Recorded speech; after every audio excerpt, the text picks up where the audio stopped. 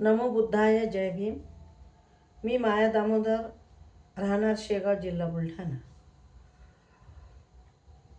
तथागत गौतम बुद्धाचा धम्म हा विज्ञाननिष्ठ असून समानतेवर आधारलेला असा हा धम्म आहे. 2500 वर्षापूर्वी तथागत भगवान गौतम बुद्धाने या धम्माची स्थापना केली.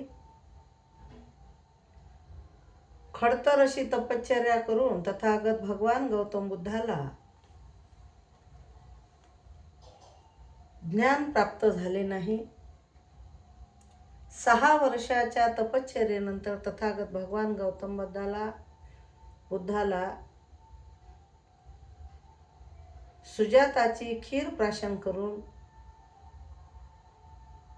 संबोधी प्राप्त झाली. या जगात दुःख आहे आणि हे दुःख नष्ट कसे करावे, दुःख कसे नष्ट व्हावे याचा शोध तथागत भगवान गौतम बुद्धाने लावला. म्हणजे दुःखावर औषध या ठिकाणी तथागत बुद्धाने निर्माण केलं. तथागत भगवान गौतम बुद्ध हे खऱ्या अर्थाने दुःख मुक्तीचा मार्ग त्याचं संशोधन करण्यात यशस्वी झाले. अष्टांगिक मार्ग, 10 पारमिता, 4 आर्य सत्ये तथागत भगवान गौतम बुद्धाने उपदेशिले. खरे तर बौद्ध धम्माचे आचरण करायचे आहे. बौद्ध धम्माचे तत्वज्ञान हे वरपांगी सांगून, भाषणात सांगून, प्रवचन करून काही उपयोग नाही.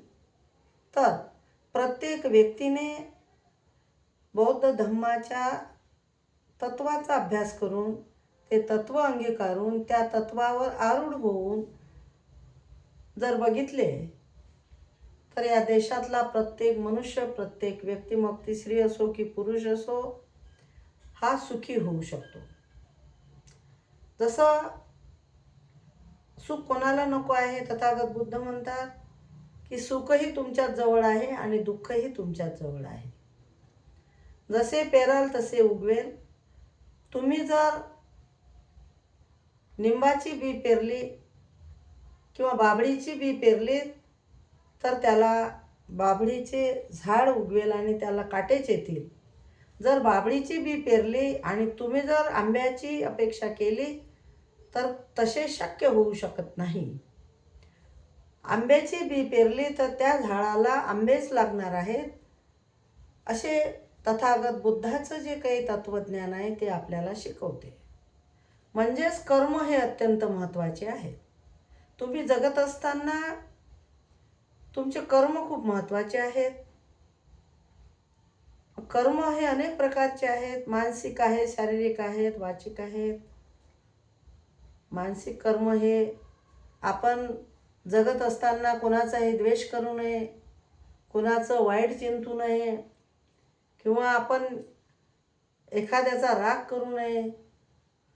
जगत असताना आपण या भूतलावर जे काही जीव आहेत, जंतू आहेत, सजीव प्राणी जे आहेत त्यांच्याविषयी आपल्या मनामध्ये करुणा असली पाहिजे.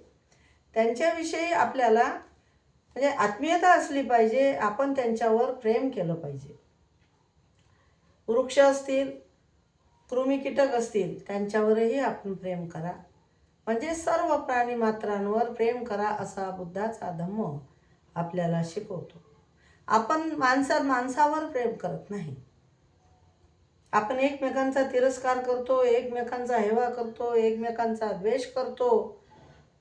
हे आपल्याच जीवनाला जगत असताना घातक आहे. त्यातून आपल्याला दुःखच मिळेल, सुख मात्र मिळणार नाही. खऱ्या अर्थाने आपण सुखाची जर व्याख्या केली तर ज्याच्याकडे धन संपत्ती पैसा दाग दागिने सोनं चांदी अमाप असेल असा व्यक्ती या जगामध्ये संतुष्ट आहे किंवा सुखी आहे असं आपण कदापि समजू नये.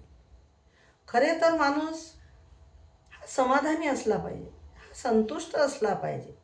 आपण जे काम करतो त्याच्यामध्ये आपल्याला समाधान असलं पाहिजे. आपण जे आहार घेतो, जे काही खातो ते खात असताना त्याच्यामध्ये आपल्याला समाधान असलं पाहिजे. आपली वेशभूषा आपण ज्या पद्धतीने करतो त्या वेशभूषेवर आपल्याला समाधान असलं पाहिजे.